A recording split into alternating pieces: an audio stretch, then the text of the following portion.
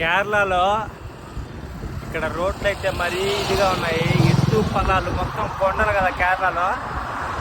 So అందుకే మన cycle gear cycle కాదు, మన నార్మల్ సైకిల్ కాబట్టి తొక్కడానికి చాలా కష్టంగా ఉంది చూడండి.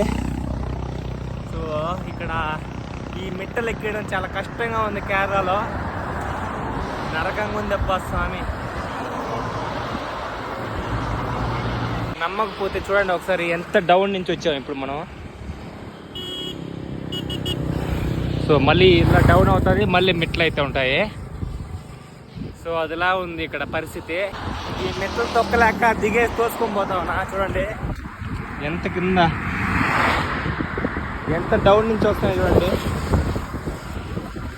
చూడండి మొత్తం నడిపి సైకిల్ కూడా వానబడి ఇప్పుడే ఎత్తుకొచ్చి సైడ్లో పెట్టానమాట.